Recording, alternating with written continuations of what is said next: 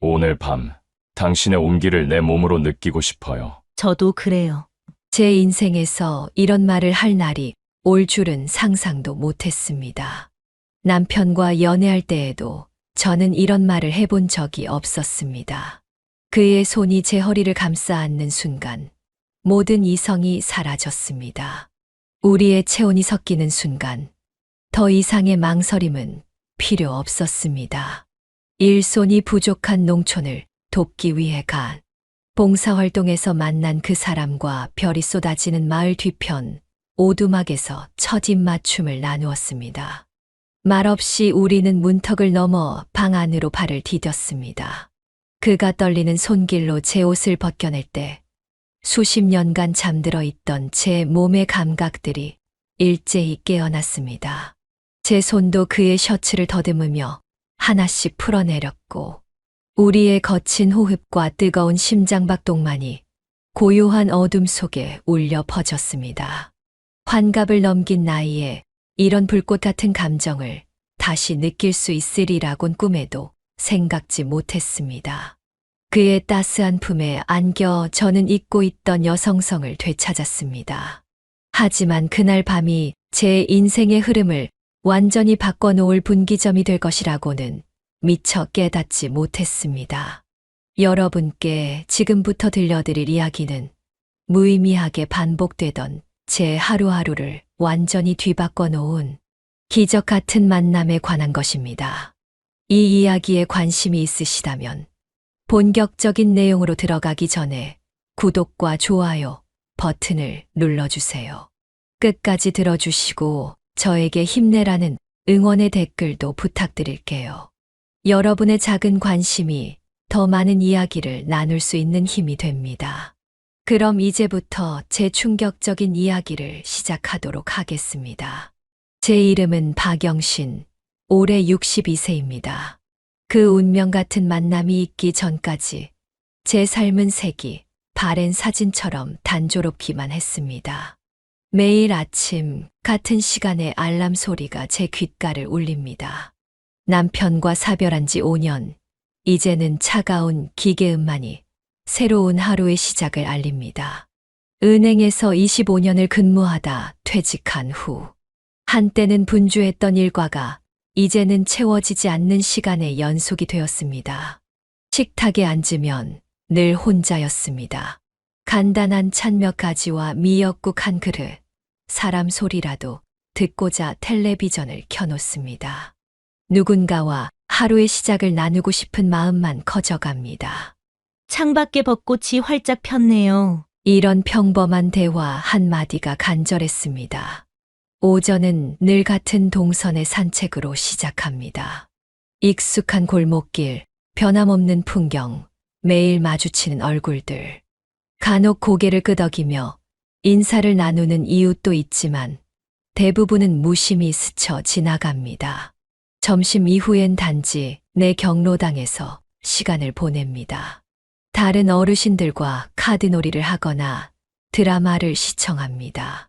가끔은 제 이야기를 꺼내기도 하지만 대화는 항상 누구네 허리가 아프다거나 자식들이 명절에 온다는 반복된 내용뿐입니다. 영신 씨네 자녀들은 자주 찾아뵙나요? 명절 때만 잠깐이요. 자기 삶이 있으니까요. 아이들은 저마다의 가정을 이루고 이제는 의무감으로 찾아오는 방문객이 되었습니다. 딸은 해외에 정착했고 아들은 지방에서 직장 생활을 합니다. 손주들의 제잘거림도 1년에 몇 차례 듣는 것이 전부입니다. 저녁이면 어김없이 텔레비전 앞에 자리합니다. 화면 속 주인공들의 애틋한 사랑을 보며 가슴 한편이 쓰려옵니다. 남편과 함께했던 청춘의 시간들, 당시엔 그 가치를 몰랐던 순간들이 그립습니다. 밤이 되면 침대의 빈자리가 더욱 크게 느껴집니다. 때때로 남편의 흔적을 찾아 그의 물건을 만지작거리며 잠이 듭니다.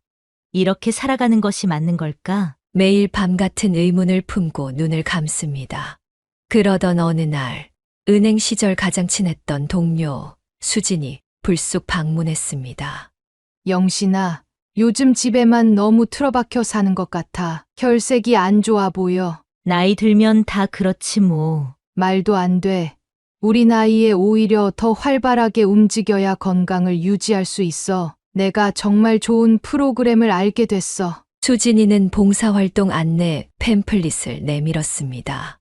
충남 예산 쪽에 농촌 일손 돕기 봉사 프로그램이 있어. 일주일 정도 마을에 머물면서 농부들을 도와주고 다양한 사람들과 교류할 수 있는 기회야. 우리 같은 시니어들을 위한 맞춤형 일정도 있대. 처음에는 선뜻 나서지 못했습니다. 농사일은 생소했고 낯선 환경에서 모르는 사람들과 지내는 것도 부담스러웠습니다.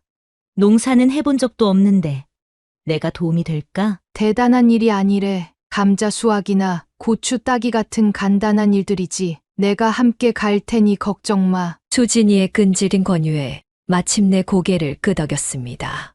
매일 똑같은 일상이 지루했던 차에 잠시라도 새로운 경험을 해보는 것도 의미가 있겠다 싶었습니다.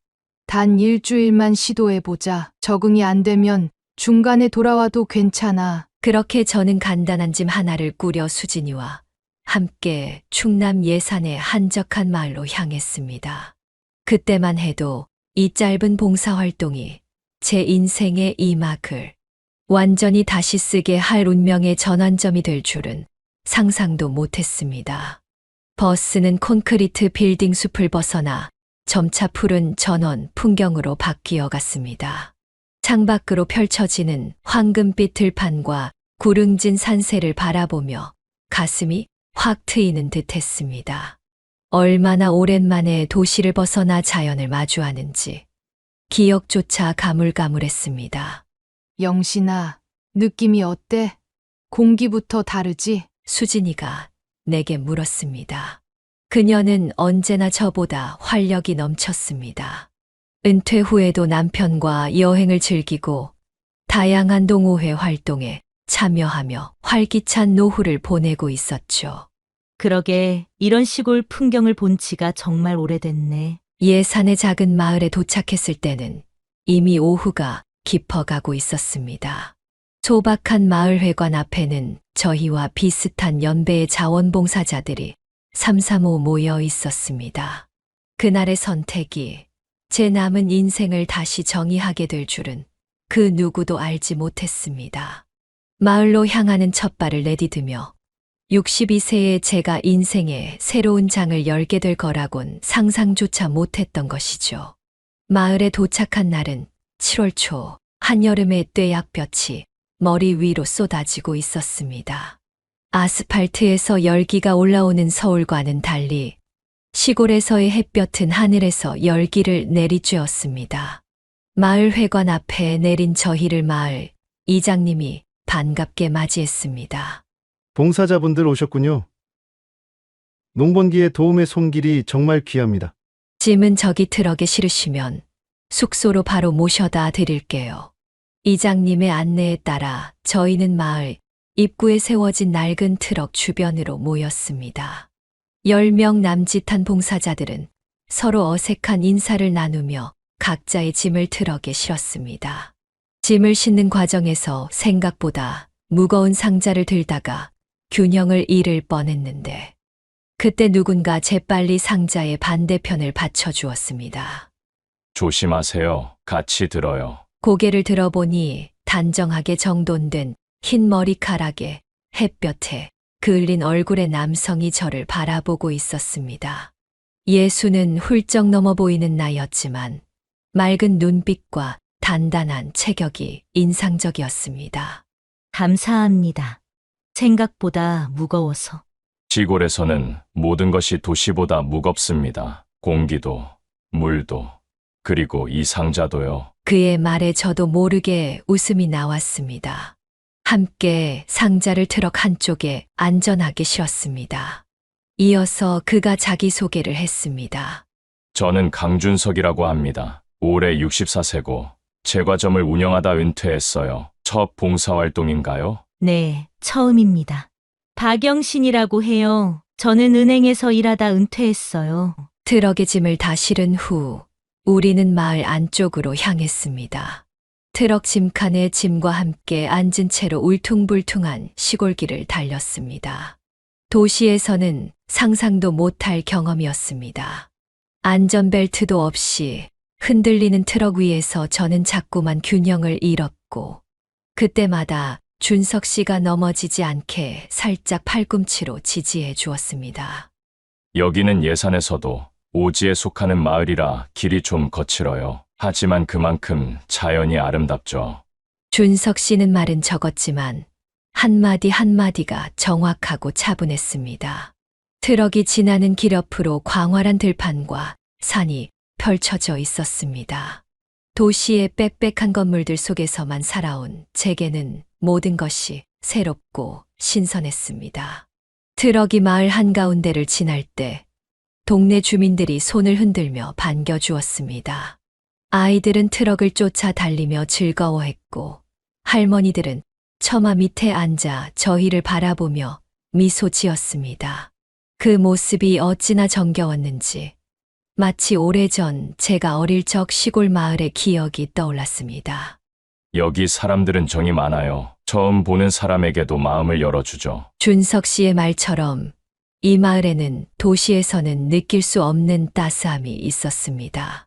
트럭이 언덕을 오르자 숙소로 쓰일 집이 보였습니다. 오래된 한옥을 개조한 듯한 건물이었는데 전통적인 아름다움과 현대적인 편의시설이 조화롭게 어우러져 있었습니다. 트럭에서 내려 짐을 나르는 동안 이장님이 봉사활동 일정에 대해 설명해 주셨습니다. 첫날은 가볍게 주변 둘러보기, 둘째 날부터 본격적인 농사일을 시작한다고 했습니다. 그리고 조별로 나누어 활동할 것이라고 했습니다. 박영신 씨는 3조, 강준석 씨도 3조입니다. 내일부터 동쪽 감자밭에서 일하시게 될 겁니다. 이장님의 말에 준석 씨와 저는 서로를 바라보며 가볍게 고개를 끄덕였습니다. 우연히 같은 조가 된 것이 이상하게 반가웠습니다. 숙소 배정을 받은 후 수진이와 함께 방으로 들어갔습니다. 창문을 열자 마을 전체가 한눈에 내려다 보였습니다. 들판 너머로 해가 서서히 기울고 있었고 저녁 노을이 마을을 황금빛으로 물들이고 있었습니다. 영신아, 너 아까 같이 말하던 아저씨는 누구니? 나이에 비해 정정해 보이던데. 아, 강준석 씨. 그냥 집 나르는 것 좀 도와주셨어. 제과 좀 하다 은퇴하셨대. 오호라, 첫날부터 인연이 있네. 게다가 내일부터 같은 조래? 재밌겠는데? 수진이의 장난스러운 말에 저는 그저 웃고 말았습니다. 하지만 이상하게도 가슴 한구석이 설렜습니다. 오랜만에 느끼는 감정이었습니다. 마치 첫 직장에 출근하던 날이나 첫 데이트를 앞둔 소녀처럼 말이죠. 저녁 식사는 마을 회관에서 함께 했습니다. 마을 주민들이 직접 준비한 토종달 백숙, 된장찌개, 각종 나물 반찬들로 풍성한 밥상이 차려졌습니다. 식사 중에도 자연스레 준석 씨 옆자리에 앉게 되었습니다. 제가 오기 전에 직접 만든 빵을 좀 가져왔어요. 디저트로 드세요. 준석 씨가 가방에서 꺼낸 것은 정성스럽게 포장된 단팥빵이었습니다. 은퇴했다고 했지만 아직도 제빵 실력은 건재한 모양이었습니다. 그 빵 한 조각은 도시의 어떤 유명 베이커리 빵보다도 맛있었습니다. 식사를 마치고 밖으로 나왔을 때 하늘에는 별이 가득했습니다. 서울에서는 결코 볼 수 없는 깊고 검은 밤하늘에 반짝이는 무수한 별들이 마치 누군가가 뿌려놓은 듯 했습니다. 지금 생각해보면 그날 밤 별을 보며 느꼈던 설렘이 이후에 일어날 모든 일의 시작이었나 봅니다. 낯선 마을에서 낯선 사람과의 만남이 제 인생을 완전히 바꿔놓게 될 줄은 그때는 몰랐습니다. 하지만 그날 밤 강준석이라는 사람이 제 가슴에 작은 불씨를 지폈다는 것만은 분명했습니다. 다음 날 아침 우리는 일찍 기상해 마을 회관에 모였습니다. 봉사자들 모두 각자 농사일에 적합한 옷차림으로 갈아입었는데 그 중에서도 준석 씨의 모습이 눈에 띄었습니다. 다른 사람들이 헐렁한 작업복을 입은 것과 달리 그는 깔끔하게 다림질된 베이지 색면 셔츠에 검은색 작업용 바지를 입고 있었습니다. 마치 일터에서도 자신만의 품위를 지키려는 듯한 모습이었죠. 이장님의 안내에 따라 우리 삼조는 마을 동쪽에 있는 감자밭으로 향했습니다. 아침 햇살이 눈부시게 비치는 가운데 넓게 펼쳐진 감자밭이 모습을 드러냈습니다. 흙내음이 코끝을 자극했고 아침 이슬이 감자잎에 반짝이고 있었습니다. 오늘 우리가 할 일은 감자밭 잡초 제거예요. 감자가 잘 자라려면 주변 잡초를 정리해줘야 해요. 마을 주민 한 분이 작업 방법을 설명해 주셨습니다. 호미를 받아들고 각자 맡은 구역으로 흩어졌습니다. 저는 자연스럽게 준석 씨 옆자리를 차지했습니다. 처음 해보는 농사일이라 어색했지만 준석 씨가 옆에서 차분히 알려주었습니다. 호미는 이렇게 비스듬히 잡고 잡초 뿌리 쪽에 넣어서 살짝 들어 올리면 됩니다. 준석 씨의 손놀림은 마치 오랫동안 농사를 지어온 사람처럼 능숙했습니다. 반듯한 이마에 땀방울이 맺히기 시작했지만 그는 묵묵히 작업을 이어갔습니다. 말은 적었지만 필요할 때마다 친절하게 조언을 건네주는 그의 모습이 믿음직스러웠습니다. 제과점은 언제부터 하셨어요? 어색한 침묵을 깨기 위해 질문을 던졌습니다.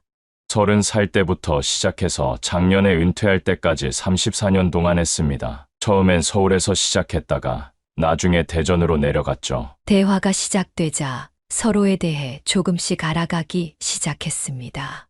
준석 씨는 젊은 시절 프랑스에서 제빵 기술을 배웠다고 했습니다. 그리고 그곳에서 만난 아내와 결혼해 한국으로 돌아왔다고 했습니다. 하지만 10년 전 아내가 병으로 세상을 떠난 후 혼자 제과점을 운영해 왔다고 했습니다. 영신 씨는 은행에서 어떤 일을 하셨나요? 저는 창구에서 고객 응대를 주로 했어요. 나중에는 개인 자산관리 쪽으로 일했고요. 같은 은행에서만 일했으니 한 우물만 판 셈이죠. 감자밭을 매는 일은 생각보다 힘들었습니다. 허리를 굽혀 잡초를 뽑고 흙을 일구는 작업이 반복되다 보니 금세 온몸이 아파왔습니다. 땀이 등을 타고 흘러내렸고 손바닥에는 물집이 생기기 시작했습니다. 잠시 숨을 고르기 위해 일어섰을 때 준석 씨가 손수건을 건네주었습니다. 무리하지 마세요. 처음이시면 천천히 하셔도 됩니다. 그의 배려에 감사함을 느꼈습니다. 작업을 계속하면서 우리는 자연스럽게 더 많은 이야기를 나누게 되었습니다. 준석 씨는 말수가 적었지만 한마디 한마디가 깊이 있었습니다. 젊은 시절의 꿈, 삶의 우여곡절, 자녀들에 대한 이야기까지. 밭을 매는 손은 바빴지만 마음은 점점 가벼워지는 느낌이었습니다. 오전 작업이 끝나고 점심시간이 되었습니다. 마을 주민들이 밭까지 도시락을 가져다 주셨습니다. 시원한 나무 그늘 아래 둘러앉아 먹는 도시락은 서울에서 먹던 어떤 고급 식사보다 맛있었습니다. 영신 씨, 혹시 손이 아프진 않으세요? 처음 하시는 일이라 힘드실 텐데. 준석 씨가 제 손을 걱정스럽게 바라보았습니다. 정말로 손바닥에는 크고 작은 물집들이 생겨 있었습니다. 그런 제 모습을 보고 준석 씨는 점심을 먹은 후 잠시 자리를 비웠다가 마을 약국에서 구해온 연고와 반창고를 건네주었습니다. 이거 발라두세요. 제가 농사일 처음 배울 때 많이 도움받았던 약이에요. 그의 세심한 배려에 마음이 따뜻해졌습니다. 오후에도 작업은 계속되었지만 이제는 준석 씨와 함께라서 그런지 힘든 줄 모르겠다는 생각이 들었습니다. 감자밭을 매면서 나누는 이야기 속에서 우리는 서로에 대해 더 많이 알아갔습니다. 저녁이 되어갈 무렵 하루의 작업이 마무리되었습니다. 붉게 물든 노을이 감자밭 위로 드리워졌습니다. 모두가 피곤한 기색이 역력했지만 무언가 성취감도 느껴지는 순간이었습니다. 영신 씨, 오늘 고생 많으셨어요. 처음 하시는 일인데도 정말 잘하셨습니다. 칭찬을 듣자 이상하게도 가슴이 설렜습니다. 마치 학창 시절 선생님의 칭찬을 받던 그때처럼 말이죠. 나란히 걸어 숙소로 돌아가는 길, 준석 씨와 자연스럽게 어깨가 스쳤습니다. 그 짧은 접촉에도 가슴이 두근거리는 것을 느꼈습니다. 감자밭에서의 하루는 비록 육체적으로는 힘들었지만 마음은 어쩐지 더 가벼워진 것 같았습니다. 밤하늘에 별이 하나둘 떠오르기 시작했고 우리의 마음 속에도 뭔가 새로운 감정이 피어나고 있었습니다. 그날 밤 저는 알았습니다. 이 감자밭에서의 만남이 단순한 봉사활동 이상의 의미를 갖게 될 것이라는 것을 말입니다. 해가 서서히 지고 저녁 무렵이 되자 마을 어르신들이 회관 앞마당에 평상을 펼쳐 놓았습니다. 하루 종일 농사일로 지친 봉사자들을 위해 특별한 간식을 준비해 주셨다고 했습니다. 시원한 수박이었습니다. 더운 여름날 이보다 더 완벽한 간식은 없을 것 같았습니다. 영신 씨, 여기 앉으세요. 준석 씨가 마을회관 마루 한쪽을 가리켰습니다. 나무 마루는 오래되어 반들반들 윤이 났지만 어딘지 정겨운 느낌이 들었습니다. 저는 그의 제안에 따라 마루에 나란히 앉았습니다. 주변에는 다른 봉사자들과 마을 주민들이 삼삼오오 모여 수박을 나눠 먹으며 대화를 나누고 있었습니다. 그 속에서 우리 둘은 마치 섬처럼 고요한 공간을 형성하고 있었습니다. 수진이는 다른 봉사자들과 함께 마을 어르신들 이야기를 듣느라 저쪽 마당에 있었습니다. 가끔 이쪽을 흘끔거리며 의미심장한 미소를 보내는 것이 느껴졌지만 그녀의 눈길이 오히려 편안하게 느껴졌습니다. 준석 씨가 크고 신선한 수박 한 조각을 내게 건넸습니다. 빨간 속살이 촉촉하게 빛나는 수박은 정말 맛있어 보였습니다. 농사일 하시느라 고생 많으셨어요. 시골 수박은 도시에서 먹는 것보다 훨씬 달고 시원하답니다. 한 입 베어 물자 달콤한 수박즙이 입 안에 퍼졌습니다. 정말 도시에서 먹던 수박과는 차원이 달랐습니다. 마치 어린 시절 시골 할머니 집에서 먹었던 그 맛이 떠올랐습니다. 정말 맛있네요. 이렇게 맛있는 수박은 처음이에요. 평범한 수박 한 조각에 이렇게 감동할 줄은 몰랐습니다. 아마도 하루 종일 햇볕 아래 일한 피로감 때문일지도 모릅니다. 또는 옆에 앉은 준석 씨의 존재감 때문일지도 모르겠습니다. 우리는 한동안 말없이 수박만 먹었습니다. 때로는 침묵이 어색할 때도 있지만 이상하게도 그와의 침묵은 편안했습니다. 마치 오랫동안 알고 지낸 사람과 함께 있는 것처럼 말이죠. 영신 씨는 혼자 지내신 지 얼마나 되셨나요? 갑작스러운 질문에 잠시 당황했지만 이내 마음을 열고 대답했습니다. 남편이 심장마비로 세상을 떠난 지 5년 되었어요. 갑작스러운 이별이었죠. 준석 씨의 눈빛이 깊어졌습니다. 그는 잠시 생각에 잠기더니 자신의 이야기를 꺼냈습니다. 저는 10년 전에 아내를 암으로 잃었습니다. 2년 동안 병간호를 했죠. 준비된 이별이었지만 준비가 되지 않은 건 제 마음이었나 봅니다. 그의 목소리에 담긴 깊은 슬픔이 느껴졌습니다. 준비된 이별과 갑작스러운 이별, 어느 쪽이 더 아픈지는 비교할 수 없겠지만 남겨진 사람의 외로움은 같을 것입니다. 처음 1년은 정말 힘들었어요. 매일 밤 혼자 잠들 때마다 옆자리가 너무 크게 느껴졌죠. 제 말에 준석 씨가 고개를 끄덕였습니다. 그의 눈가의 주름이 더 깊게 패였습니다. 저도 그랬습니다. 지금도 가끔은 새벽에 일어나 옆자리를 더듬을 때가 있어요. 10년이 지났는데도 말이죠. 해가 완전히 지고 어둠이 내리면서 마루 위로 설치된 작은 등불이 우리 주변을 은은하게 비추었습니다. 그 빛 아래에서 준석 씨의 얼굴은 더 깊은 감정을 담고 있는 것처럼 보였습니다. 자식들이 있어 다행이지만 그들도 각자의 삶이 있으니까요. 영신 씨도 자녀분들 계시죠? 네. 딸은 캐나다에 살고 아들은 부산에 있어요. 명절에나 얼굴을 볼 수 있죠. 우리는 점점 더 깊은 이야기로 들어갔습니다. 자녀들에 대한 자랑과 걱정, 노년에 대한 두려움, 외로움과 싸우는 방법들.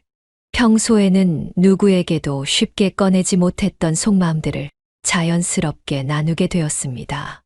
가끔은 이렇게 별것 아닌 대화가 그리워요. 오늘 뭐 먹었어? 같은 일상적인 질문을 주고받는 것 말이에요. 준석 씨의 말에 깊이 공감했습니다. 텔레비전을 틀어놓는 이유도, 경로당에 가는 이유도 결국은 그런 일상적인 대화를 나누기 위해서였으니까요. 수박을 다 먹고 난 후에도 우리의 대화는 계속되었습니다. 마을의 다른 사람들은 하나둘 숙소로 돌아갔지만 우리는 여전히 마루에 앉아 있었습니다. 밤하늘에는 별들이 점점 더 많이 빛나기 시작했고 멀리서 들려오는 풀벌레 소리가 우리의 대화에 배경음악처럼 깔렸습니다. 영신 씨, 솔직히 말하면 이곳에 오기 전까지 삶에 특별한 기대가 없었어요. 그냥 하루하루 지나가는 대로 살았죠. 하지만 그의 말이 잠시 멈추었습니다. 그의 눈에는 어딘가 망설임과 설렘이 동시에 담겨 있었습니다. 하지만 이렇게 누군가와 마음을 나누는 것이 이토록 위로가 될 줄은 몰랐습니다. 그 말에 가슴 한편이 따뜻해졌습니다. 저도 모르게 그의 손 가까이에 제 손을 놓았습니다. 그는 조심스럽게 제 손을 감쌌습니다. 그의 손은 농사일로 거칠어졌지만 온기만은 그 어느 때보다 따뜻했습니다. 우리의 눈이 마주쳤습니다.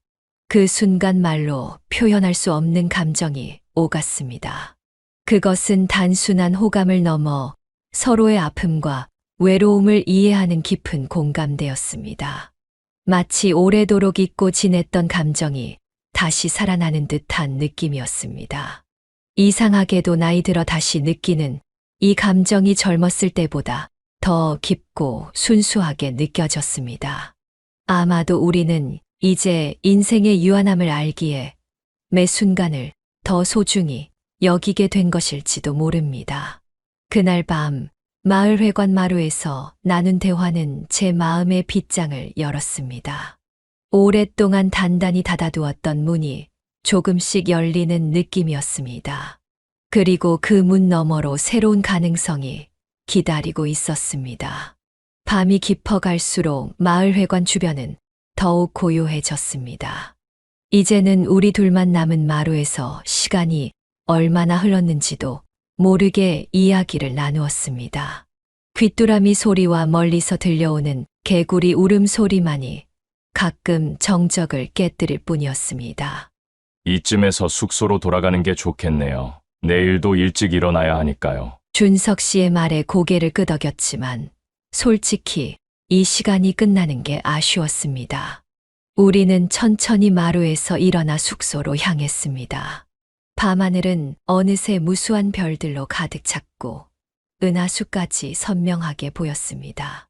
서울에서는 이런 별 하나 볼 수 없었는데 정말 아름답네요. 숙소로 가는 길은 어두웠지만 밝은 달빛 덕분에 충분히 길을 찾을 수 있었습니다.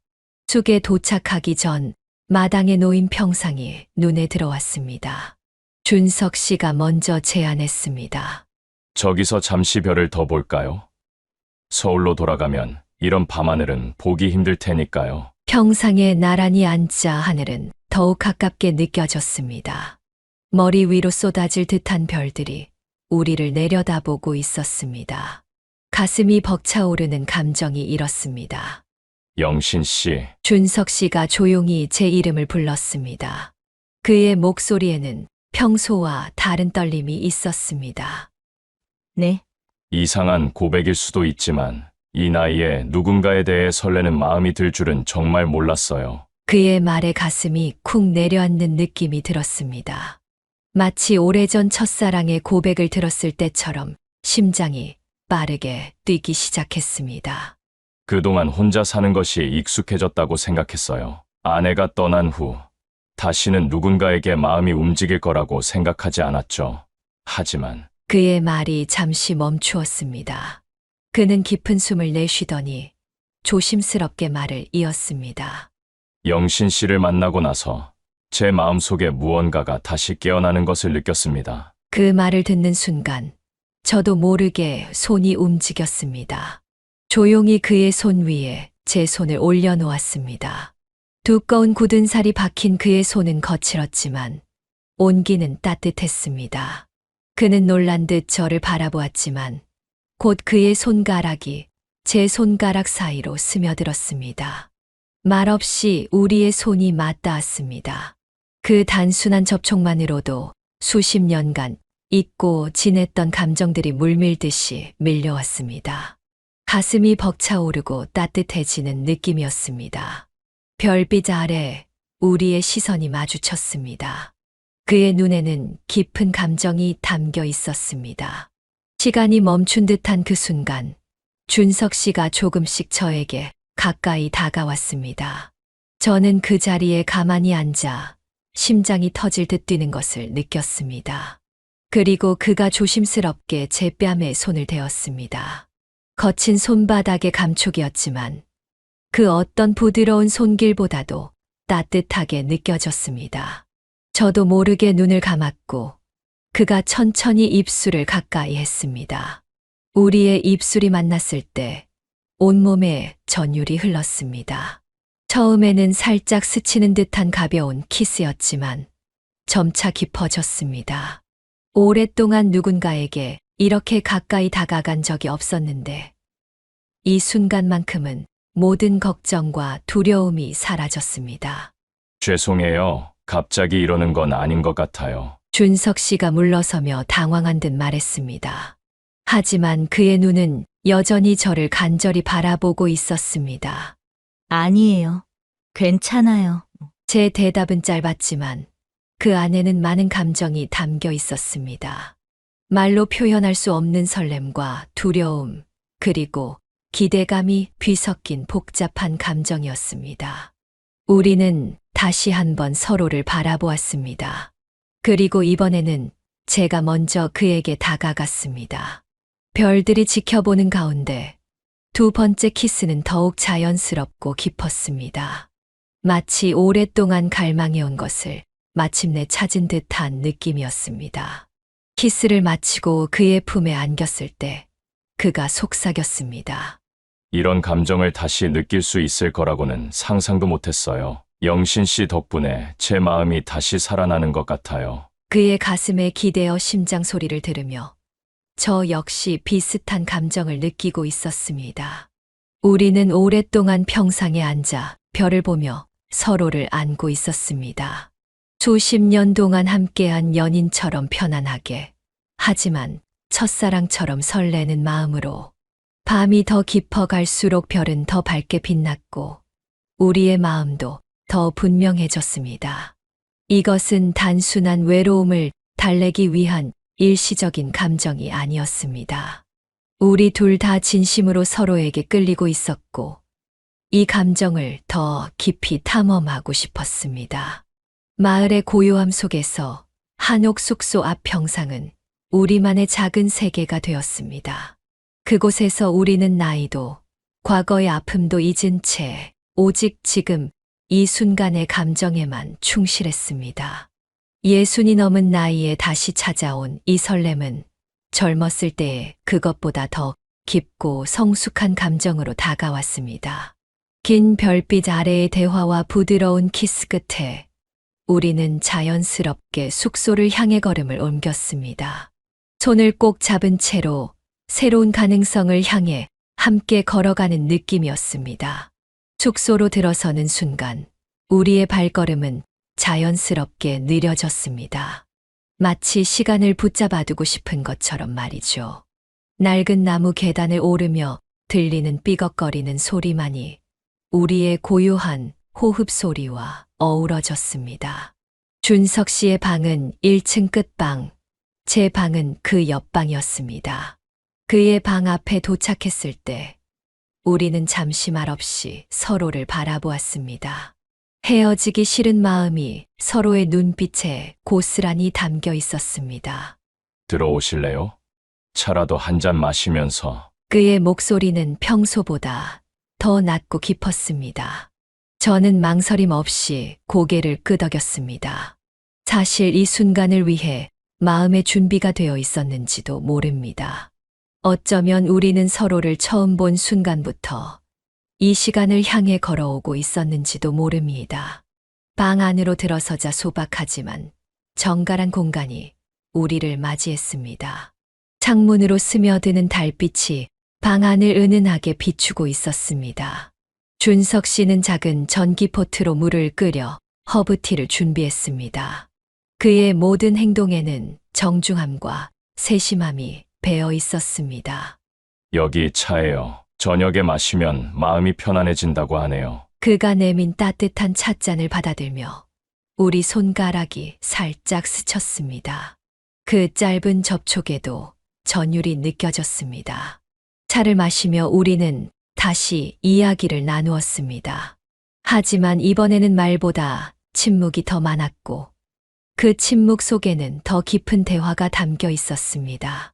찻잔을 내려놓은 후 준석 씨가 조심스럽게 제 손을 잡았습니다. 그의 손은 농사일로 거칠어졌지만 그 손길만큼은 어떤 젊은이보다도 다정했습니다.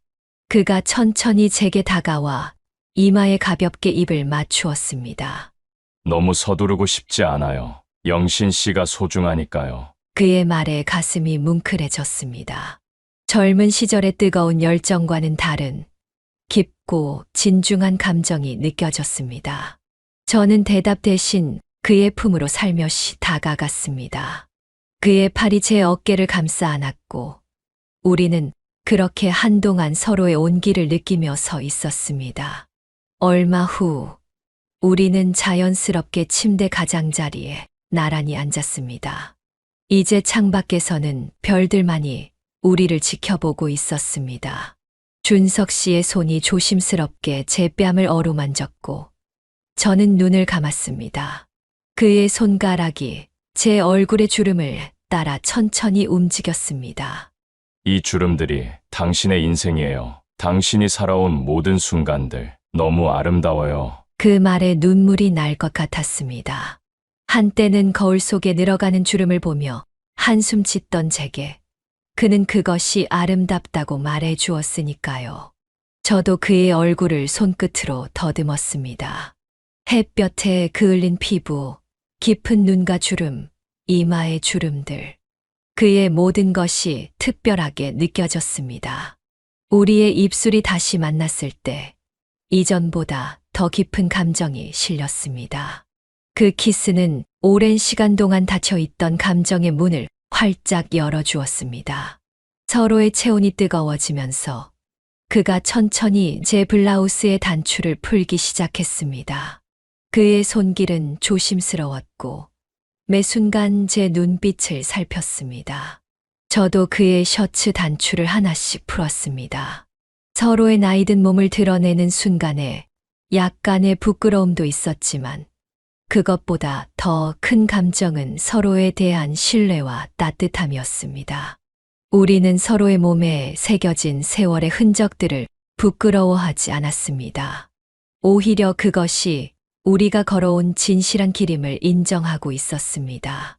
그의 가슴에 기대어 누웠을 때 그의 심장 소리가 제 귓가에 울렸습니다. 규칙적이고 단단한 그 소리가 얼마나 안정감을 주는지 모릅니다. 우리의 피부가 맞닿아 오래된 외로움이 녹아내리는 듯 했습니다. 마치 오랫동안 끌어안지 못했던 누군가를 마침내 품에 안은 것 같은 완전한 안도감이 밀려왔습니다. 괜찮으세요? 그가 조용히 물었고 저는 미소로 대답했습니다. 어떤 말보다도 강한 긍정이었습니다. 우리의 몸이 하나가 되어가는 과정은 젊은 시절의 격정적인 사랑과는 달랐습니다. 더 천천히, 더 조심스럽게, 하지만 더 깊은 교감 속에서 이루어졌습니다. 주름진 손끝으로 서로의 몸을 더듬으며 우리는 서로에게 잊고 있던 감각을 일깨워 주었습니다. 나이 든 몸이 가진 한계도 있었지만 그것은 오히려 우리가 더 깊이 서로를 느끼게 해 주었습니다. 서두르지 않고 매 순간을 소중히 여기며 우리는 육체적인 결함 너머의 무언가를 경험했습니다. 달빛이 방 안을 은은하게 비추는 가운데 우리의 숨결과 체온만이 공간을 채우고 있었습니다. 60이 넘은 나이에 느끼는 이 친밀함은 젊은 날의 그것과는 비교할 수 없는 깊이가 있었습니다. 마치 인생의 모든 경험과 지혜가 이 순간을 위해 준비되어 온 것 같았습니다. 그날 밤 우리는 서로의 품에서 평화를 찾았습니다. 말없이 서로를 바라보고 살며시 미소 짓고 다시 깊은 키스를 나누며 밤을 보냈습니다. 때로는 이야기를 나누고 때로는 그저 서로의 호흡을 느끼며 누워 있었습니다. 정말 행복해요. 잠들기 전 그가 내 귓가에 속삭였습니다. 그 말은 단순한 세 단어였지만 그 안에는 수십 년의 외로움과 그것을 뚫고 피어난 새로운 희망이 담겨 있었습니다. 저 역시 같은 마음이었습니다. 오랫동안 잊고 있던 행복감이 온몸을 감싸는 듯 했습니다. 그의 품에 안겨 잠이 들기 전 생각했습니다. 이것이 사랑일까? 아니면 단지 외로움을 달래기 위한 일시적인 위로일까? 하지만 그 질문의 답은 중요하지 않았습니다. 그 순간 우리는 서로에게 필요한 존재였고 그것만으로도 충분했습니다.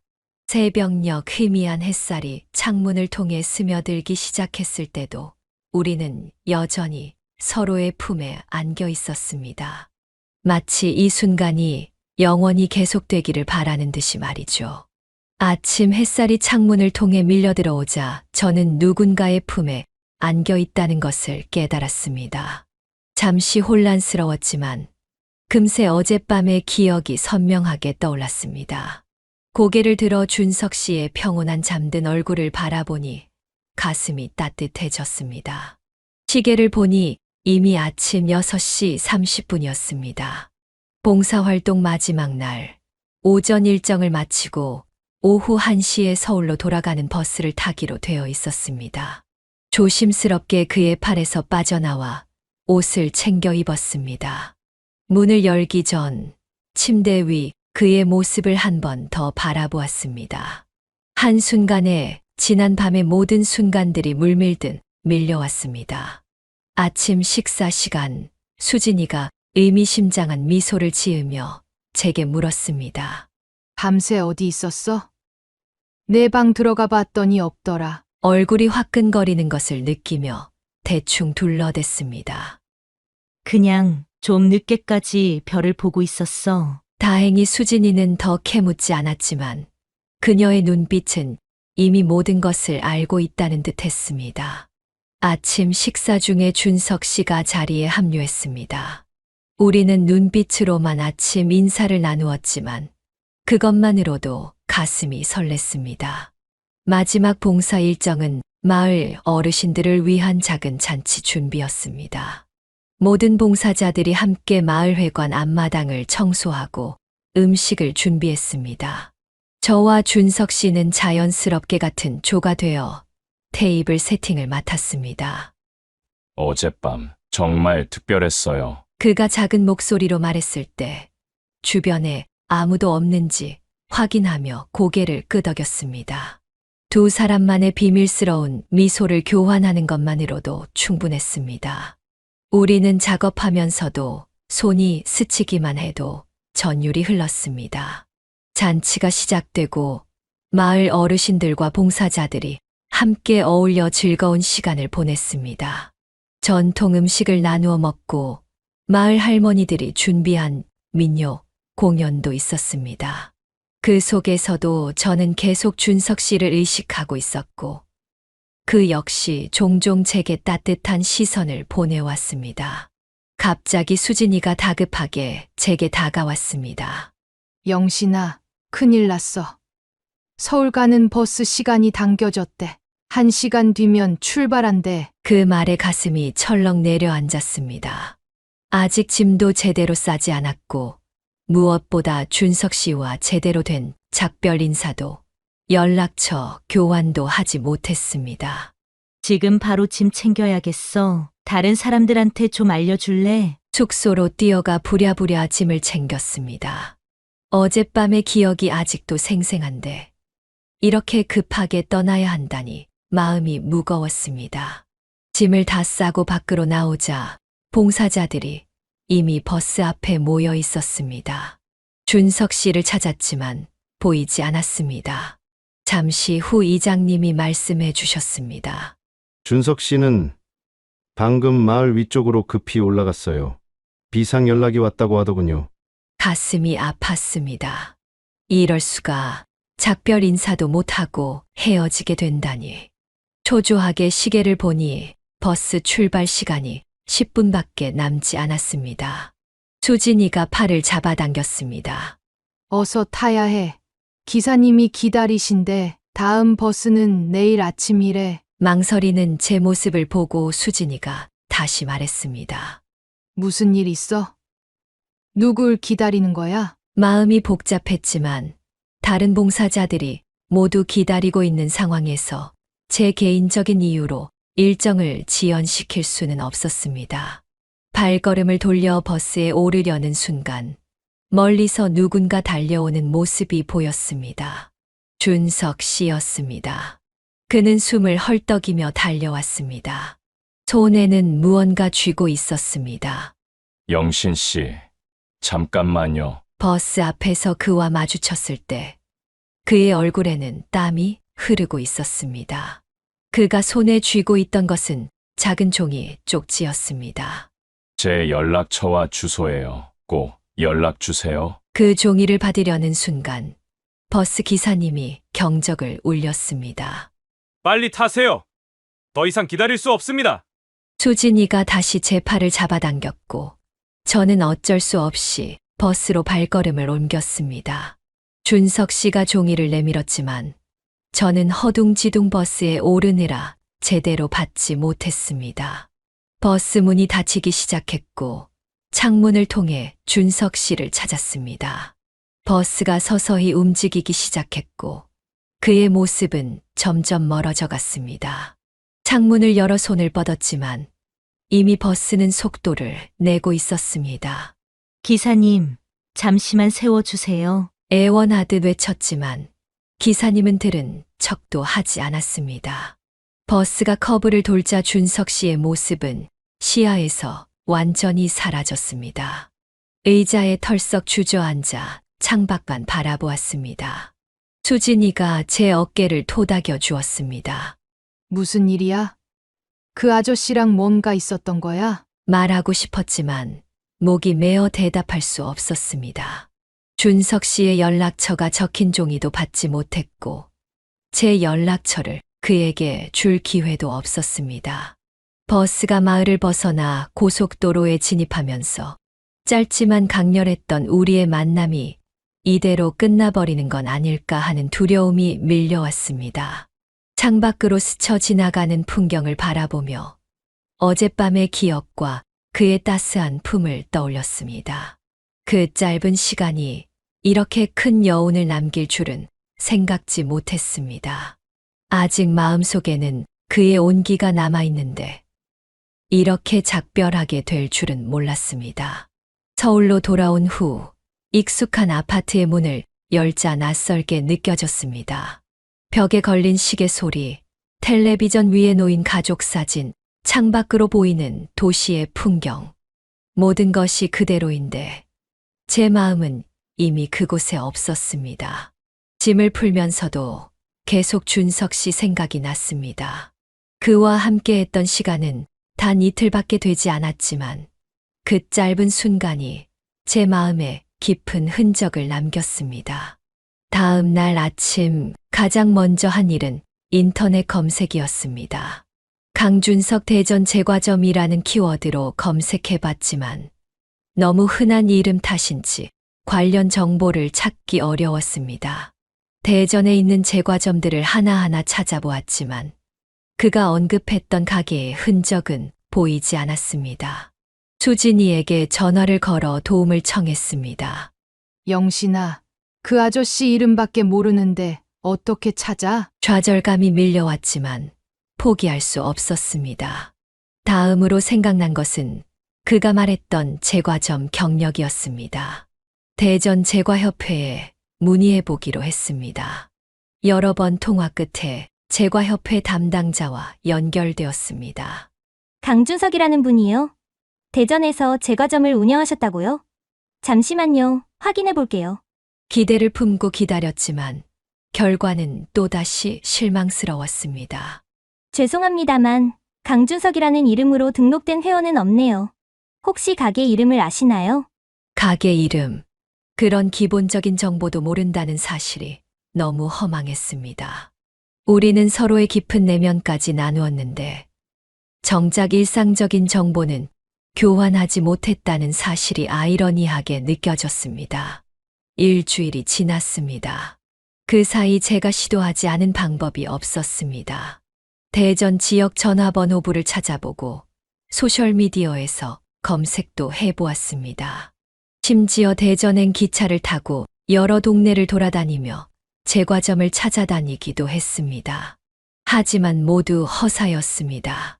어느 날 문득 그가 휴대폰을 사용하는 모습이 떠올랐습니다. 그날 밤 마을회관 마루에서 짧게 전화통화를 했던 기억이 났습니다. 핸드폰 번호, 아마도 그가 종이에 적어주려 했던 것이 전화번호였을 텐데 받지 못했습니다. 희미한 기억을 더듬어 그가 통화할 때 보았던 휴대폰 번호의 일부를 추측해 보았습니다. 010으로 시작하는 번호, 마지막 네 자리가 3으로 시작하는 것 같았습니다. 여러 가능한 조합으로 문자를 보내보기 시작했습니다. 준석 씨, 안녕하세요? 예산 봉사활동에서 만났던 박영신입니다. 잘 지내시나요? 수십 개의 번호로 같은 문자를 보냈지만 대부분은 존재하지 않는 번호라는 메시지가 돌아왔고 일부는 누구세요? 라는 답장만 왔습니다. 그의 번호를 찾기란 정말 바늘을 찾는 것보다 어려웠습니다. 한 달이 지났습니다. 이제는 포기해야 할 때인가 싶었습니다. 밤에 침대에 누워 천장을 바라볼 때면 그의 미소, 그의 목소리, 그의 손길이 생생하게 떠올랐습니다. 특히 함께했던 그 밤의 기억은 달콤한 꿈처럼 마음을 적셨지만 동시에 다시는 그런 순간이 오지 않을 것이라는 생각에 가슴이 저렸습니다. 영신아, 너 요즘 왜 이렇게 우울해? 설마 그 봉사활동에서 만난 아저씨 때문에? 수진이의 물음에 솔직하게 대답했습니다. 그래, 이렇게 마음이 아플 줄 몰랐어. 단 하루였는데 왜 이렇게 그리운지 모르겠어? 수진이는 한숨을 쉬며 제 어깨를 토닥여 주었습니다. 인연이란 게 있는 거라면 다시 만날 날이 올 거야. 너무 상심하지 마. 하지만 마음속 빈자리는 쉽게 채워지지 않았습니다. 익숙했던 일상이 이제는 공허하게 느껴졌습니다. 아침에 일어나 커피를 마시고 산책을 하고 텔레비전을 보는 모든 순간에 준석 씨라면 어땠을까 하는 생각이 떠나지 않았습니다. 2달이 지난 어느 날 마지막 시도로 마을 이장님께 편지를 써보기로 했습니다. 정성스럽게 편지를 작성하여 봉사활동했던 마을 주소로 보냈습니다. 제 상황을 설명하고 준석 씨의 연락처를 알고 싶다는 간절한 마음을 담았습니다. 일주일 후 답장이 왔습니다. 하지만 거기에는 제가 바라던 정보가 없었습니다. 박영신님께 강준석 씨는 저희 마을에서 정기적으로 봉사하는 분이 아니라 그때 일회성으로 오신 분이었습니다. 저희도 그분의 연락처를 갖고 있지 않습니다. 죄송합니다. 마지막 희망마저 사라지는 순간이었습니다. 텅 빈 방 안에서 편지를 손에 쥔 채 눈물이 흘렀습니다. 이제 정말 그를 찾을 방법이 없어 보였습니다. 마음속에 남은 건 따뜻했던 기억과 다시는 채워지지 않을 것 같은 공허함 뿐이었습니다. 그날 이후로 저는 그를 잊으려고 노력했습니다. 새로운 취미를 찾고 봉사활동도 시작했습니다. 하지만 마음 한구석에는 여전히 그가 자리하고 있었습니다. 어쩌면 우리의 만남은 그저 스쳐 지나가는 인연이었을지도 모릅니다. 하지만 그 짧은 시간 동안 느꼈던 감정만큼은 제 인생에서 가장 진실된 것이었습니다. 봄이 지나고 여름이 오고 어느덧 가을이 깊어가고 있었습니다. 준석 씨를 만난 지 3개월이 흘렀습니다. 이제는 그 기억도 희미해질 법도 한데 여전히 제 마음 한구석에는 그날의 감정이 생생하게 남아 있었습니다. 수진이는 제가 우울감에서 벗어나길 바라며 끊임없이 새로운 활동을 제안했습니다. 그 덕분에 요가 교실도 다니고 도서관 책 읽기 모임도 참여했지만 마음의 구멍은 쉽게 메워지지 않았습니다. 영신아, 이번 주 토요일에 시간 있어? 구청에서 하는 시니어 삶의 재설계 특강이 있는데 같이 갈래? 처음에는 거절하려 했습니다. 어차피 또 비슷한 내용일 텐데 60대의 삶을 어떻게 설계한다는 건지. 하지만 집에 혼자 있는 것보다는 나을 것 같아 마지못해 동의했습니다. 토요일 아침 수진이와 함께 구청 문화센터로 향했습니다. 가을비가 내리는 날이었습니다. 빗소리를 들으며 걷다 보니 문득 예산에서의 그날 밤 창문 너머로 들려오던 빗소리가 떠올랐습니다. 그리고 그 소리를 함께 들으며 누워있던 준석 씨의 모습까지. 영신아, 괜찮아? 또 생각에 빠졌네. 수진이의 말에 정신을 차리고 문화센터 강의실로 들어갔습니다. 이미 많은 사람들이 자리에 앉아 있었습니다. 대부분 저희와 비슷한 연령대의 시니어들이었습니다. 앞쪽에 빈자리를 찾아 앉았습니다. 강의실 앞쪽에는 프로젝터 스크린이 설치되어 있었고 강사용 책상과 의자가 놓여 있었습니다. 벽에는 시니어의 새로운 출발, 삶의 재설계라는 현수막이 걸려 있었습니다. 조금 지루한 강의가 될 것 같았습니다. 사람들의 잡담 소리가 강의실을 채우고 있었고 저는 수진이와 함께 프로그램 책자를 둘러보고 있었습니다. 강의 주제는 은퇴 후 경력 활용하기였고 강사는 제빵 기술을 활용한 시니어 창업 사례를 발표한다고 했습니다. 강사 이름은 적혀 있지 않았습니다. 잠시 후 사회자가 마이크를 들고 나와 강의 시작을 알렸습니다. 오늘 시니어 삶의 재설계 특강에 참석해주신 여러분 감사합니다. 오늘 강사님은 30년 넘게 제과제빵 업계에 종사하셨고 현재는 은퇴 후 시니어들을 위한 제빵 교실을 운영하고 계십니다. 박수로 환영해주세요. 그 순간 강의실 뒷문이 열리고 한 남자가 들어왔습니다. 깔끔하게 정돈된 흰 머리카락, 단정한 차림새, 그리고 그 익숙한 걸음걸이. 숨이 멎는 듯 했습니다. 강단에 오르는 그의 모습을 지켜보는데 심장이 미친 듯이 뛰기 시작했습니다. 마이크를 조정하는 그의 손, 참석자들을 향해 미소 짓는 그의 표정, 모든 것이 그날 그 사람 그대로였습니다. 안녕하세요. 저는 강준석입니다. 오늘 여러분과 함께 제2의 인생, 어떻게 시작할 것인가에 대해 이야기 나누고자 합니다. 그 목소리를 듣는 순간 눈물이 왈칵 쏟아질 뻔했습니다. 어떻게 이런 일이 있을 수 있을까요? 몇 달 동안 그토록 찾아 헤매던 그 사람이 이렇게 우연히 제 앞에 나타나다니. 손이 떨려서 프로그램 책자를 제대로 잡을 수도 없었습니다. 수진이가 의아한 눈으로 저를 쳐다보았습니다. 저 사람, 혹시 고개를 끄덕이는 것이 제가 할 수 있는 전부였습니다. 목이 메어 말이 나오지 않았습니다. 수진이는 눈을 크게 뜨고 강단을 바라보았다가 다시 저를 쳐다보았습니다. 세상에, 정말 그 사람이야? 강의가 시작되었지만 내용은 귀에 들어오지 않았습니다. 오직 그의 모습, 그의 목소리, 그의 움직임만 보였습니다. 머릿속에서는 생각이 복잡하게 얽혀 있었습니다. 그를 찾기 위해 그토록 애썼는데 이렇게 쉽게 만나게 될 줄이야. 준석 씨는 자신의 경험을 바탕으로 은퇴 후 새로운 도전에 대해 이야기했습니다.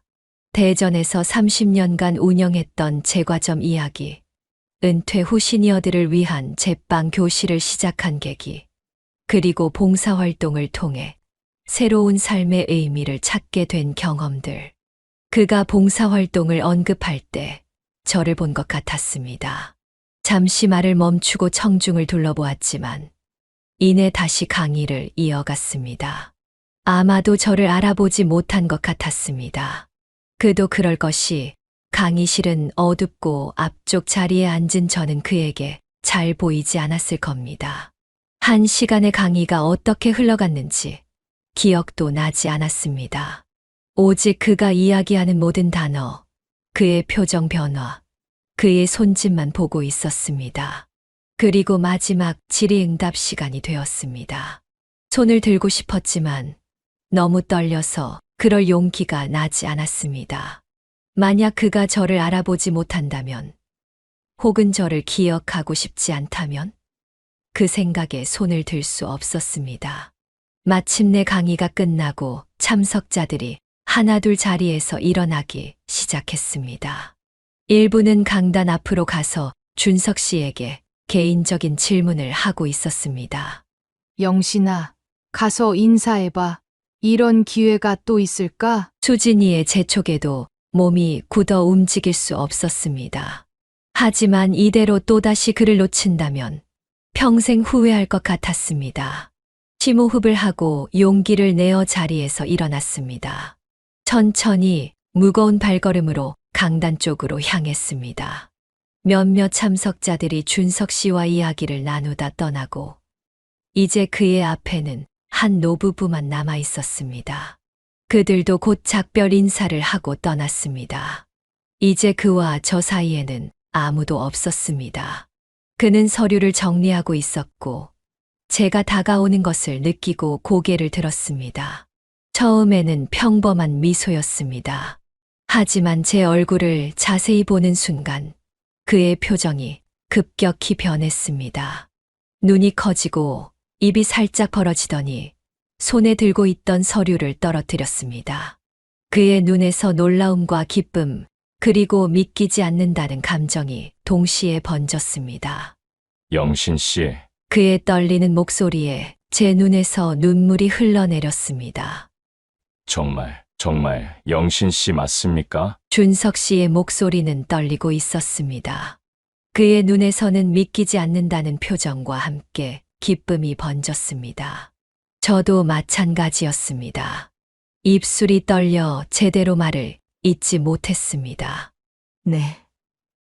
저예요, 준석 씨. 강의실은 이미 많은 사람들이 떠나고 몇몇만 남아 있었습니다. 수진이는 저에게 살짝 윙크하고는 다른 참가자들과 함께 밖으로 나갔습니다. 그렇게 강의실에는 우리 둘만 남게 되었습니다. 준석 씨는 망설임 없이 제게 다가와 양손으로 제 손을 꼭 잡았습니다. 그의 손은 3개월 전과 똑같이 따뜻했습니다. 믿을 수가 없네요. 이렇게 다시 만나다니. 몇 달 동안 찾아 헤맸어요. 그 말에 가슴이 뭉클해졌습니다. 저만 그를 찾아 헤맨 것이 아니었군요. 그도 저를 잊지 못했던 것입니다. 저도요, 준석 씨를 찾기 위해 정말 많은 노력을 했어요. 하지만 연락처도 모르고. 말을 잇지 못하고 눈물이 흘러내렸습니다. 그가 손수건을 꺼내 제 눈물을 조심스럽게 닦아주었습니다. 여기서 이야기하기는 어려울 것 같네요. 근처에 조용한 카페가 있어요. 그곳에서 이야기를 나눠요. 강의 자료를 재빨리 정리한 후 우리는 함께 문화센터를 나섰습니다. 가을비는 그쳤고 하늘에는 옅은 석양이 번지고 있었습니다. 카페로 가는 길, 우리는 계속해서 서로를 바라보며 이것이 꿈이 아님을 확인하고 또 확인했습니다. 조용한 카페의 구석자리에 앉아 우리는 그동안의 이야기를 나누기 시작했습니다.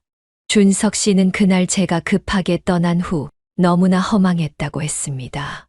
종이에 적은 연락처를 제대로 전하지 못한 것이 너무 후회됐다고. 마을 이장님께 연락해서 영신 씨 정보를 얻으려 했지만 개인정보라 안 된다고 하더군요. 서울로 몇 번이나 올라갔어요. 영신 씨가 다니셨다는 은행들을 찾아다니기도 했죠. 그의 말에 눈물이 다시 차올랐습니다. 저만 아니라 그도 저를 찾기 위해 온갖 노력을 다했던 것입니다. 저도 비슷했어요. 대전의 모든 제과점을 검색해보고 심지어 직접 기차 타고 내려가 찾아다니기도 했죠. 준석 씨 성함으로 전화번호를 알아내려고도 했고. 서로의 이야기를 들으며 우리는 웃기도 하고 눈물 짓기도 했습니다. 이렇게 서로를 그리워하며 찾아 헤맸다는 사실이 우리의 감정을 더욱 깊게 만들었습니다. 시간이 흐르는 줄도 모르고 이야기를 나누다 보니 어느새 카페 직원이 문 닫을 시간임을 알려왔습니다.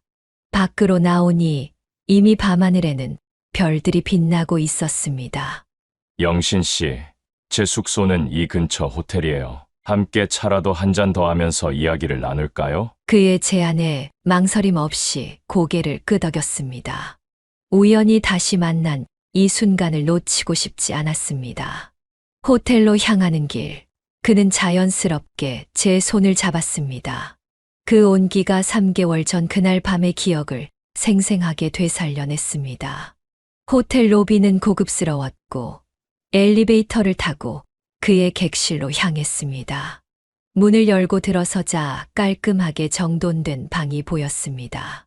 창밖으로는 도시의 야경이 펼쳐져 있었습니다.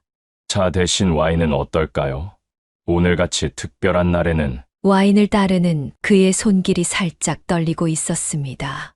저도 마찬가지로 가슴이 두근거리고 있었습니다. 와인잔을 건네받으며 우리의 손이 스쳤고 그 순간 시선이 마주쳤습니다. 말없이 서로를 바라보던 우리는 자연스럽게 가까워졌습니다. 그가 조심스럽게 제 뺨을 쓰다듬었고 저는 눈을 감았습니다. 3개월 동안 그리워했던 그의 입술이 제 입술에 닿았습니다. 처음에는 조심스러운 키스였지만 그리움과 감정이 더해지면서 점점 깊어졌습니다. 그의 팔이 제 허리를 감싸 안았고 저는 그의 어깨에 손을 얹었습니다. 숨이 가빠지고 심장은 미친 듯이 뛰고 있었습니다. 키스를 멈추고 서로를 바라보았습니다. 그의 눈에는 깊은 애정과 그리움이 담겨 있었습니다. 말없이 그는 제 블라우스의 단추를 하나씩 풀기 시작했고 저도 그의 셔츠 단추를 풀었습니다. 3개월 전 그 밤의 기억이 되살아났지만 이번에는 더 깊은 감정이 있었습니다. 단순한 육체적 끌림이 아닌 서로를 찾기 위해 노력했던 시간과 그리움이 더해진 특별한 감정이었습니다. 침대 위에서 우리의 몸이 하나가 되었을 때 그것은 마치 오랫동안 떨어져 있던 두 조각이 마침내 제자리를 찾은 듯한 느낌이었습니다. 서로의 숨결, 체온, 심장 소리가 어우러지며 우리는 완전한 하나가 되었습니다. 영신 씨, 이번에는 절대 놓치지 않을 거예요. 어떤 일이 있어도. 그의 말에 고개를 끄덕였습니다. 저도 같은 마음이었습니다. 한 번 놓쳤던 인연을 다시 찾은 이상 절대로 놓치고 싶지 않았습니다. 밤이 깊어갈수록 우리의 이야기는 계속되었습니다. 서로의 과거, 현재, 그리고 함께할 미래에 대해 이야기했습니다. 가끔은 키스로, 가끔은 포옹으로 대화를 이어갔습니다. 창밖으로 별이 빛나는 밤하늘을 바라보며 이 우연한 재회가 얼마나 기적 같은 일인지 다시 한 번 느꼈습니다. 수많은 사람들 중에서, 수많은 장소 중에서 우리는 다시 만났습니다. 이것이 단순한 우연이 아닌 운명이라면 그 운명에 감사할 뿐이었습니다. 호텔 방의 부드러운 침대 위에서 우리는 서로의 품에 안겨 밤을 보냈습니다. 지나간 세월의 아픔과 외로움이 치유되는 듯한 밤이었습니다. 내일에 대한 걱정도, 과거에 대한 후회도 없이 오직 지금 이 순간만을 살았습니다. 다시 만난 그날 이후 우리의 삶은 완전히 달라졌습니다. 더 이상 텅 빈 일상이 아니었습니다. 매일 아침과 저녁으로 주고받는 전화와 문자 메시지로 하루를 시작하고 마무리했습니다. 서로의 목소리를 듣는 것만으로도 하루의 피로가 녹아내렸습니다. 첫 번째 주말, 준석 씨가 서울로 올라왔습니다. 금요일 저녁 서울역에 마중 나갔을 때 그의 모습을 보는 순간 가슴이 설렜습니다. 두 손 가득 선물 꾸러미를 들고 플랫폼에 내리는 그를 보며 생각했습니다. 이게 꿈이 아니구나. 너무 기다리셨죠. 기차가 조금 연착됐어요. 그의 품에 안기니 모든 걱정이 사라졌습니다. 주말 동안 우리는 제 아파트에서 함께 시간을 보냈습니다. 직접 요리한 식사를 나누고 오랜 이야기를 나누며 서로의 온기를 느꼈습니다. 처음으로 누군가를 제 공간에 들인다는 것이 낯설면서도 자연스러웠습니다. 그리고 다음 주말에는 제가 대전으로 내려갔습니다. 그의 집은 깔끔하고 따뜻했습니다. 벽면에 걸린 사진 속에는 그의 과거가 담겨 있었습니다. 아내와 함께 찍은 사진, 두 아들과의 가족 사진, 그리고 제과점에서 찍은 사진들까지. 그는 자신의 과거를 숨기지 않았고, 저 역시 그의 지난 시간을 존중했습니다. 월요일에 각자의 일상으로 돌아가는 것이 아쉬웠지만, 다음 주말을 기약하며 다시 헤어졌습니다. 그렇게 주말마다 서울과 대전을 오가는 생활이 시작되었습니다. 때로는 준석 씨가 서울로, 때로는 제가 대전으로 가며 만남을 이어갔습니다. 한 달이 지나고 두 달이 지나고 우리의 관계는 점점 더 깊어져 갔습니다. 단순한 로맨스를 넘어 서로의 삶에 더 깊이 들어가기 시작했습니다. 준석 씨가 운영하는 시니어 제빵 교실에 참여해보기도 하고 제가 봉사하는 도서관에 그를 초대하기도 했습니다. 세 달째 되던 날 준석 씨가 조심스럽게 제안했습니다. 영신 씨, 이제 우리 관계를 자녀들에게 알리는 건 어떨까요? 제 아들들에게도, 영신 씨의 자녀들에게도 떳떳하게 인사드리고 싶어요. 처음에는 두려웠습니다. 자녀들이 이 늦은 나이에 시작된 사랑을 어떻게 받아들일지 걱정되었으니까요. 하지만 우리의 행복을 위해 용기를 내기로 했습니다. 저는 먼저 캐나다에 있는 딸에게 화상통화로 상황을 설명했습니다. 처음에는 놀란 표정이었지만 곧 환한 미소를 지었습니다. 엄마, 정말 다행이에요. 항상 엄마가 혼자라서 걱정했는데 언제 한번 그분 만나보고 싶어요. 딸의 지지에 용기를 얻어 부산에 있는 아들에게도 연락했습니다. 아들은 처음에 더 놀란 눈치였지만 제 진심을 이해해 주었습니다.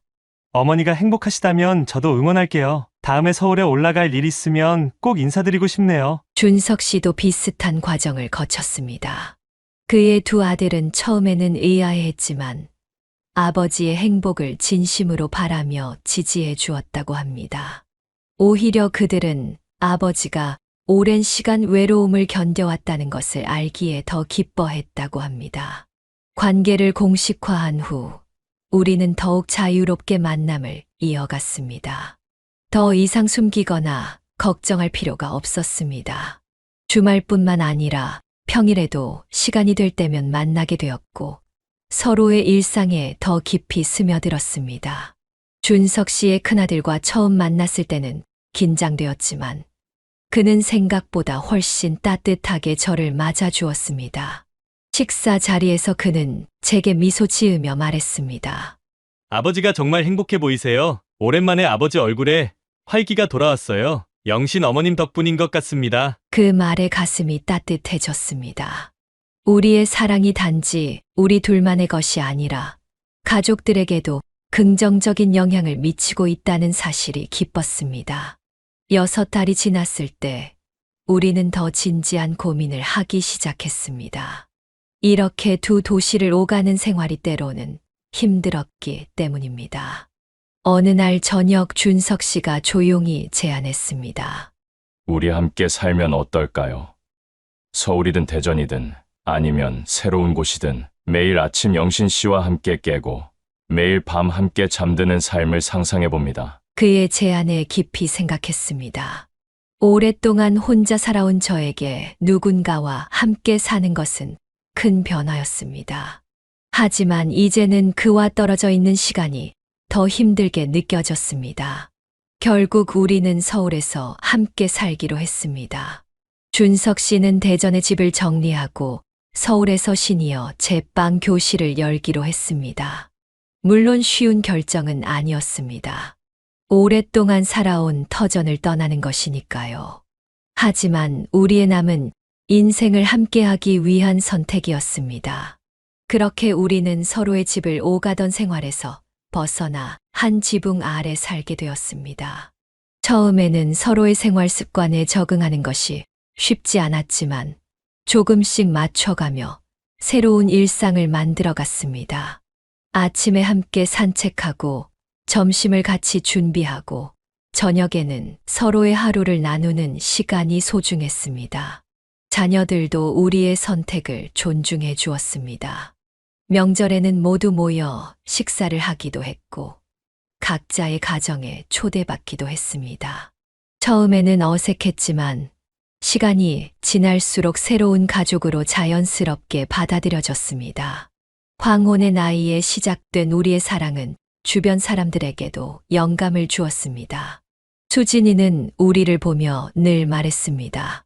너희들 덕분에 나도 용기를 얻었어. 나이는 숫자에 불과하다는 걸 보여줬으니까. 우리의 사랑이 성숙하고 진중했기에 주변의 시선도 차츰 따뜻하게 변해갔습니다. 사랑에는 나이가 없다는 것, 진정한 행복은 언제든 찾아올 수 있다는 것을 모두가 느끼게 된 것 같습니다. 함께 지내게 된 지 10개월이 지났을 때였습니다. 아침 식사를 하며 준석 씨가 문득 말을 꺼냈습니다. 영신 씨, 우리가 처음 만났던 예산의 그 마을에 다시 가보는 건 어떨까요? 1주년을 기념해서요. 그 말에 가슴이 설렜습니다. 우리의 인연이 시작된 그곳으로 돌아가는 것.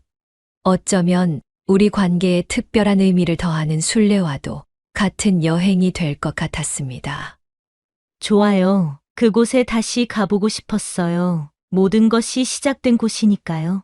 그렇게 우리는 1년 전 우연히 만났던 그 마을로 다시 떠나기로 했습니다. 이번에는 봉사활동이 아닌 우리만의 여행으로 말이죠. 준석 씨가 미리 연락해 숙소와 일정을 준비했습니다. 7월 초 작년과 같은 시기에 우리는 다시 충남 예산으로 향했습니다. 버스에서 내려 마을로 들어서는 순간 1년 전의 기억이 생생하게 되살아났습니다. 그때는 서로 모르는 사이였지만 이제는 서로의 삶에 깊이 스며든 동반자가 되었습니다. 마을은 크게 변한 것이 없었습니다.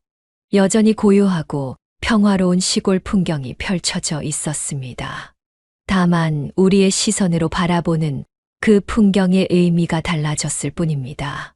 숙소에 짐을 풀고 우리는 곧장 그날의 감자밭을 찾아갔습니다.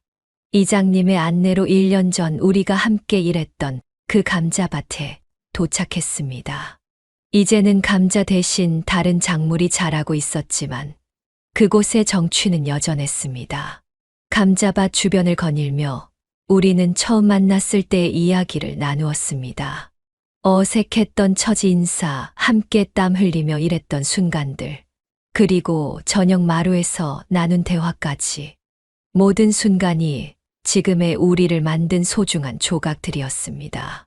해가 서서히 지기 시작할 무렵, 우리는 밭 가장자리에 앉아 석양을 바라보았습니다. 붉게 물든 하늘이 마치 우리의 정열적인 사랑을 축복하는 듯 했습니다. 준석 씨가 조용히 제 손을 잡았습니다. 그의 손은 1년 전과 똑같이 따뜻했습니다. 영신 씨, 지난 1년이 제 인생에서 가장 행복한 시간이었어요. 당신과 함께하는 매 순간이 축복처럼 느껴집니다. 그의 진심 어린 말에 가슴이 뭉클해졌습니다. 저 역시 같은 마음이었습니다. 평생 독립적으로 살아왔고 남편을 잃은 후에는 혼자 사는 것이 익숙해졌다고 생각했는데 지금은 그와 함께하는 시간이 가장 소중하게 느껴졌습니다. 저도 같은 마음이에요. 준석 씨를 만난 건 정말 기적 같은 일이었어요. 감자밭 사이로 부는 저녁 바람이 우리의 머리카락을 살짝 흐트렸습니다. 하지만 마음만큼은 그 어느 때보다 고요하고 확신에 차 있었습니다. 준석 씨가 조심스럽게 제 앞에 무릎을 꿇었습니다. 주머니에서 작은 상자를 꺼내 들었습니다. 결혼 반지는 아니지만 우리의 약속을 상징하는 반지예요. 영신 씨, 남은 인생을 함께 해주시겠어요? 눈물이 핑 돌았습니다. 이 나이에 다시 청혼을 받을 줄은 몰랐습니다. 법적인 결혼이 아니더라도 서로에 대한 진심 어린 약속은 그 무엇보다 소중했습니다. 네, 준석 씨, 남은 날들을 함께하고 싶어요. 그가 조심스럽게 반지를 제 손가락에 끼워 주었습니다. 단순한 디자인의 은반지였지만 그 어떤 보석보다 값진 의미를 담고 있었습니다. 저도 준비해온 반지를 그의 손가락에 끼워 주었습니다. 손을 꼭 잡고 우리는 서로를 바라보았습니다. 주름진 얼굴에는 세월의 흔적이 고스란히 담겨 있었지만 눈빛만큼은 첫사랑의 설렘으로 가득했습니다. 준석 씨가 제 손을 더 단단히 잡으며 말했습니다. 남은 날들을 서로의 품에서 따뜻하게 보내요. 사랑은 지금 이 순간에도 충분히 시작될 수 있는 거니까요. 그의 말에 고개를 끄덕이며 미소 지었습니다. 나이는 단지 숫자에 불과했습니다. 진정한 사랑과 행복은 언제 어디서든 시작될 수 있다는 것을 우리는 몸소 증명하고 있었습니다. 그날 밤 마을의 작은 펜션에서 우리는 1년 전의 그날처럼 서로의 온기를 나누었습니다. 하지만 이번에는 더 깊은 확신과 약속이 담겨 있었습니다. 앞으로 10년, 20년, 남은 인생을 함께할 것이라는 굳은 다짐과 함께 아침이 밝아오고 창문으로 들어오는 햇살에 눈을 떴습니다. 옆에서 평온하게 잠든 준석 씨의 얼굴을 바라보며 생각했습니다. 인생은 정말 예측할 수 없는 것이구나. 60대가 넘어 찾아온 이 사랑이 제 인생 최고의 선물이 될 줄 누가 알았을까요? 이제 우리는 함께 서울로 돌아가 새로운 일상을 이어갈 것입니다. 물론 모든 날이 꽃길만은 아닐 것입니다. 나이가 들수록 건강 문제도 생기고 앞으로 맞이할 어려움도 있을 테지만 함께라면 모든 것을 이겨낼 수 있을 것이라 믿습니다. 여러분, 제 이야기를 들어주셔서 감사합니다. 인생의 어느 순간에도 새로운 시작은 가능하다는 것. 나이가 많다고 사랑과 행복을 포기할 필요가 없다는 것을 말씀드리고 싶었습니다. 혹시 여러분 중에 비슷한 상황에 계신 분이 있다면 용기를 내시길 바랍니다. 여러분에게도 언제든 따스한 봄날이 찾아올 수 있으니까요. 이 영상이 마음에 드셨다면 구독과 좋아요 부탁드립니다. 알림 설정도 해두시면 새로운 실화 사연을 가장 먼저 만나보실 수 있어요. 댓글로 여러분의 생각이나 비슷한 경험이 있으시다면 공유해 주세요. 여러분의 소중한 이야기가 또 다른 누군가에게 큰 위로와 용기가 될 수 있습니다. 다음 영상에서 또 다른 감동적인 사연으로 찾아뵙겠습니다. 지금까지 인생의 후반부를 이야기하다 지혜 사연이었습니다. 끝까지 들어주셔서 진심으로 감사합니다.